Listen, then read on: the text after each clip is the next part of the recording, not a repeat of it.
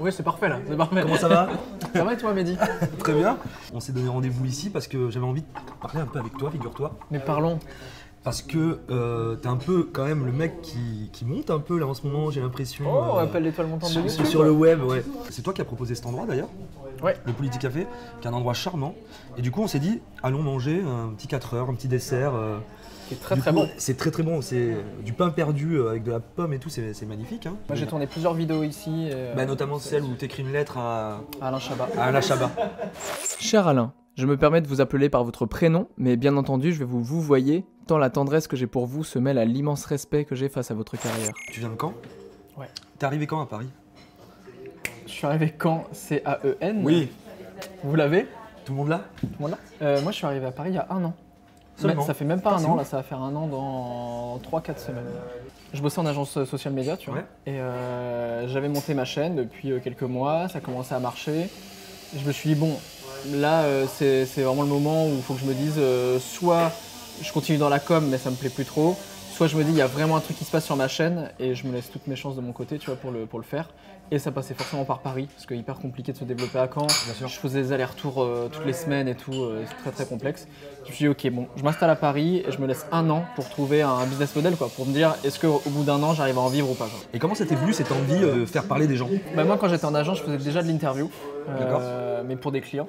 Et donc du coup, souvent j'avais des publics qui n'étaient pas évidents, tu vois, quand tu dois faire parler des gens qui ne sont pas habitués à la caméra, justement.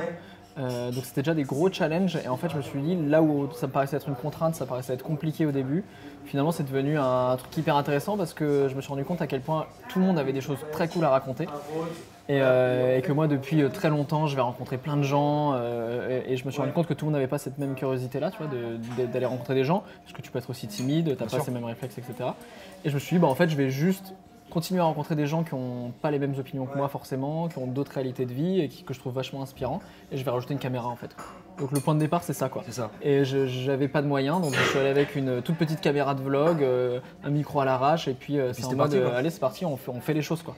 Donc tu as sorti un concept dernièrement qui cartonne, qui s'appelle Entre mecs, Ouais. où tu invites 3 mecs à une table à parler de choses et d'autres sur des thèmes précis que toi tu lances. Mais en y repensant comme ça, je me dis, c'est ouf la pression déjà. J'ai à peine commencé ma puberté, et déjà il y avait le truc de faut avoir une grosse bite, faut avoir un énorme chibron. Et alors ça, est-ce que c'est les meufs ou est-ce que c'est les mecs qui mettent la pression sur la taille de la bite? Je pense que c'est soi-même. Moi ça fait 1 an et demi que je voulais faire ce format, je savais pas comment le faire. C'est une démarche qui s'inscrit complètement dans le féminisme, tu vois, parce que là où les femmes prennent de plus en plus la parole, tu vois, dans un courant féministe, on remet en question pas mal d'injonctions faites aux femmes, et on se rend compte que t'as quand même un gros déséquilibre, que t'as des tonnes de mecs qui...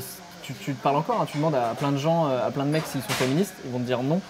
Parce que pour eux, c'est un combat, c'est le combat des femmes. Et du coup, en fait, tu retrouves beaucoup en podcast, tu vois, je pense à Les Coups sur la table, t'as The Boys Club de Mademoiselle, t'as quand même de la prise de parole masculine, tu vois, qui se dit, en fait, si à un moment les femmes prennent la parole et remettent en question leurs injonctions, c'est peut-être qu'il y a un système où il y a aussi des injonctions pour les mecs. Voilà, c'est ça. Pour l'instant, c'est beaucoup de meufs qui sont à l'initiative des prises de parole masculines. Et moi, l'idée, c'est de se dire, quand est-ce que nous aussi on prend nos responsabilités, Et d'assumer. Et d'assumer complètement. C'est ça. Au début, je voulais faire des face cam, tu vois, et me dire, vas-y, je vais faire des face cam et je vais expliquer des trucs.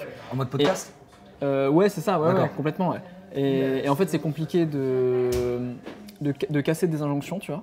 Ouais. Mais en fait, finalement, tu remets d'autres dogmes, en fait, et ça devient très vite c'est- moralisateur. Et là, en fait, c'est pas hyper intéressant.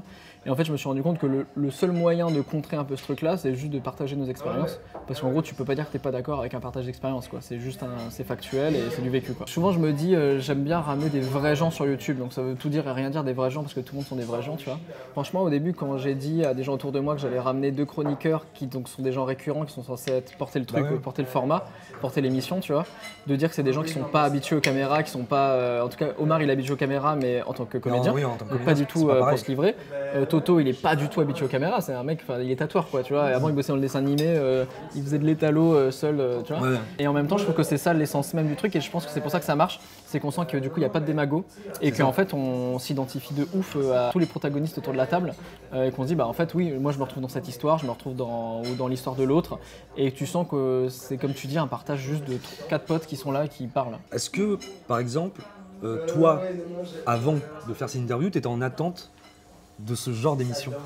Moi, de toute façon, tous les formats, là en un an, j'ai lancé plein de Mais oui, formats et c'était le truc où. T'as 15 idées à la minute. Oui, où il fallait que je. Et puis surtout, moi, je suis pas trop un rêveur, tu vois. C'est-à-dire que je rêve beaucoup, mais si ça se met pas en place directement, pour moi, c'est pas intéressant, ouais. tu vois.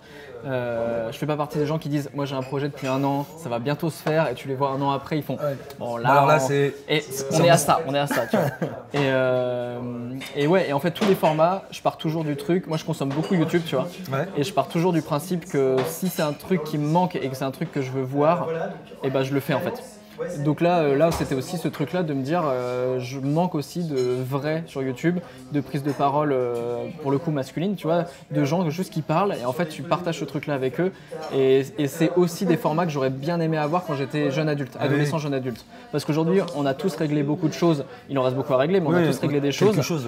Des choses que t'as pas réglées à 17-18 ans et quels sont les rôles modèles masculins que t'as à 17-18 ans, tu vois. J'aurais adoré avoir ton émission à, je sais pas, 17-18 ans. Ouais, clairement.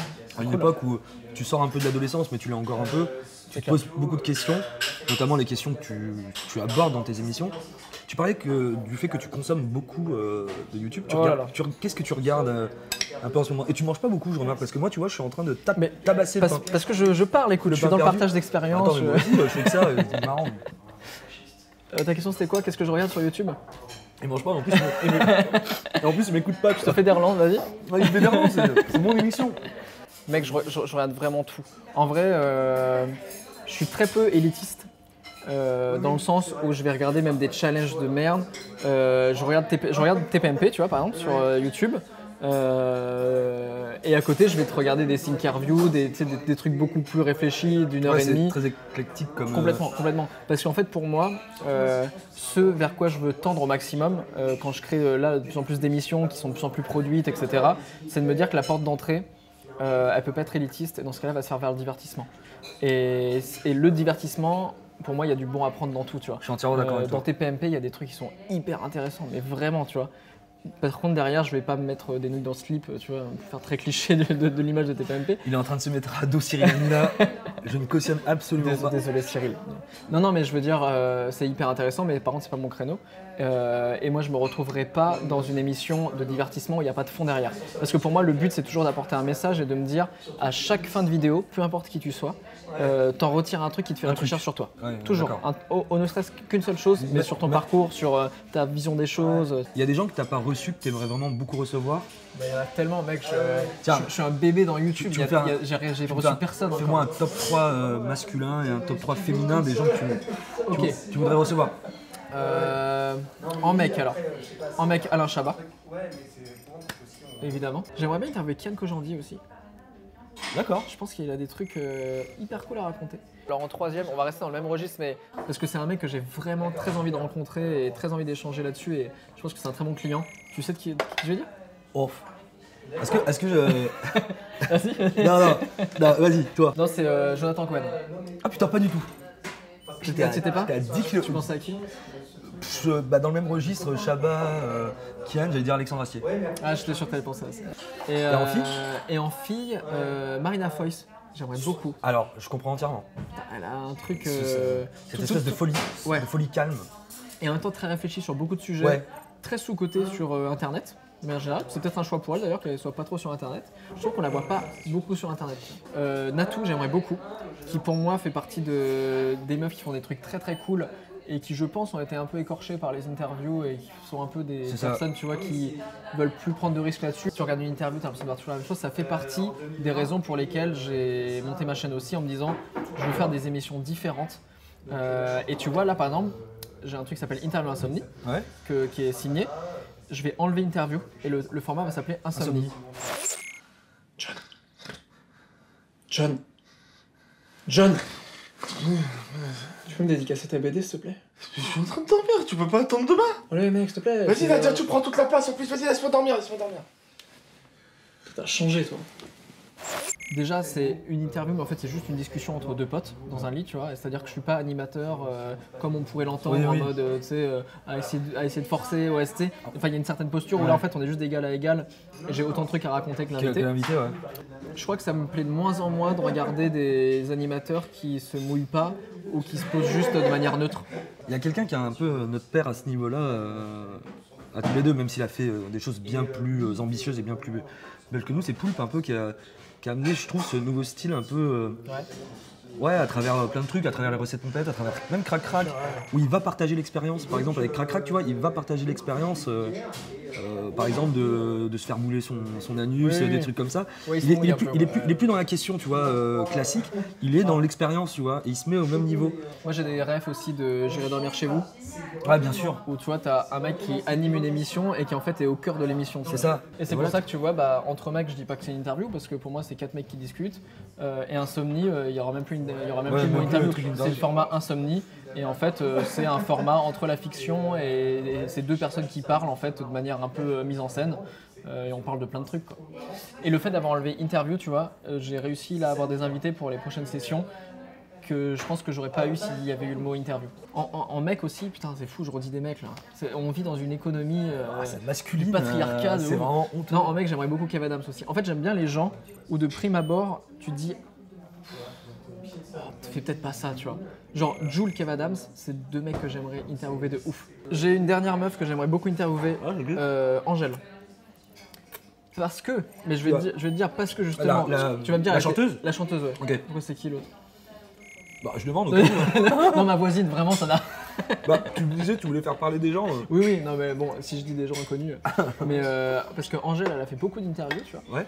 Et pour moi, elle a été beaucoup interviewée de manière assez condescendante. Et ça a été beaucoup en mode, t'es la petite meuf qui a une belle voix. Ça malheureusement, ça tient du physique. Ouais. Ça tient de son côté un peu angélique. Et puis ramener au fait que c'est une meuf, c'est en mode t'es la sœur de Romeo Elvis ou elle en a beaucoup parlé de ça, ça l'a beaucoup saoulé tout ça. Alors que dans un deuxième temps, elle a eu d'autres prises de parole qui ont été très intéressantes, mais qui ont toujours été intéressantes par ses propres prises de parole. C'est-à-dire que c'est dans des chansons qu'elle fait, dans des choses qu'elle poste sur les réseaux, etc. Et jamais dans des interviews. Et pour moi, c'est une meuf qui a beaucoup de choses à dire, qui est beaucoup plus intelligente que ce qu'on veut faire croire. Intelligente. Et mais tu trouves qu'Angèle, les gens la voient comme une petite poupée pas intelligente?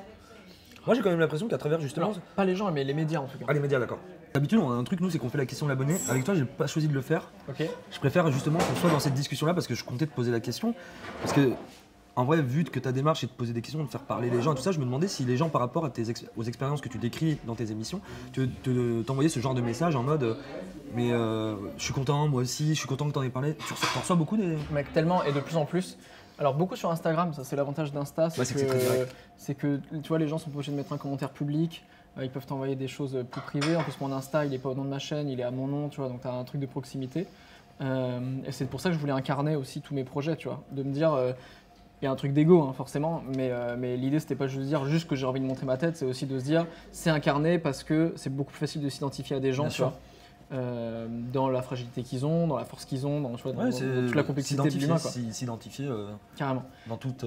Et ouais, de plus en plus sur Insta, mais c'est hallucinant et c'est ça aussi qui me permet de continuer parce que quand tu vois à quel point tu touches des gens, quand j'ai fait mon mois de mars où j'ai fait une vidéo par jour où j'affronte mes peurs, qui a été un mois tellement intensif, mec, je me suis tellement remis en question tout le temps, j'ai failli arrêter mais tout le temps. Pourquoi ?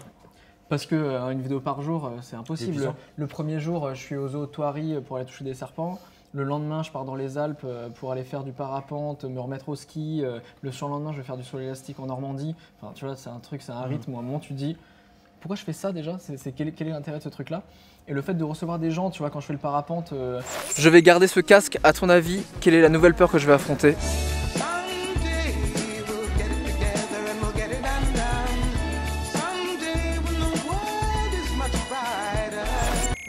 2-3 semaines après, je reçois, je sais pas, j'ai su recevoir une cinquantaine de photos de gens qui faisaient du parapente et qui ont dit bah mec en fait si toi tu peux le faire et en fait moi aussi ça m'a motivé, moi aussi je peux le faire, tu vois. Ça c'est cool ça. Et donc ça c'est chambé, tu vois. Et sur Entre Mecs, il y a une nouvelle vague aussi de plein de mecs. Ça doit. Et c'est ouf parce que tu vois, à chaque sortie de vidéo, je dois recevoir entre 200 et 300 messages privés sur Insta, tu vois, qui sont des pavés énormes, tu vois, et qui me racontent comment ça a touché leur vie aussi. Ouais, donc t'as quand même ce retour d'expérience des gens qui te regardent, quoi. C'est cool. Carrément. C'est super cool ça déjà. D'où ça t'est venu l'idée d'appeler ta chaîne non par ton prénom et non nom de famille, ouais. mais plus par du coup, vous êtes vraiment sympa.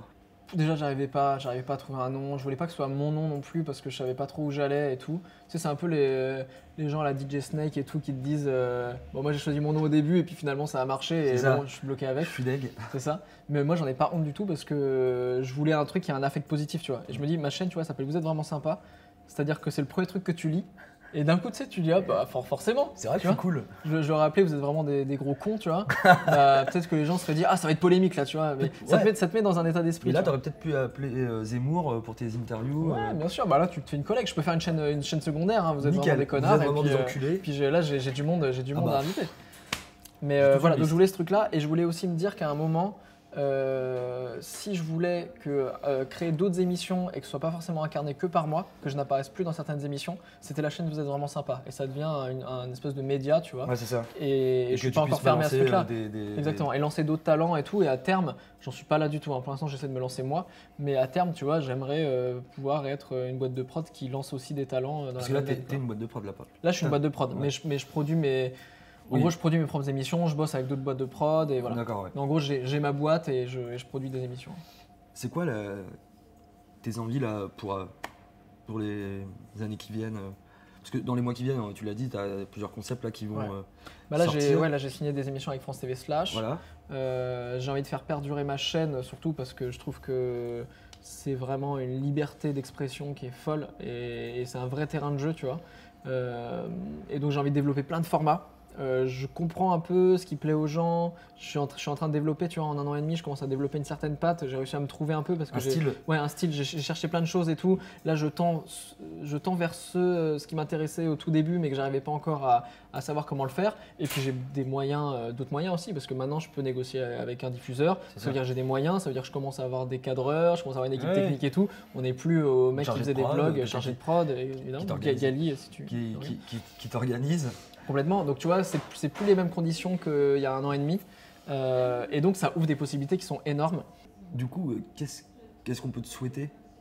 Qu'est-ce qu'on peut te souhaiter? Qu'est-ce qu'on peut te souhaiter? Bah, souhaitez-moi l'amour, hein, parce que finalement c'est avec l'amour qu'on avance. Putain, la vache. Waouh.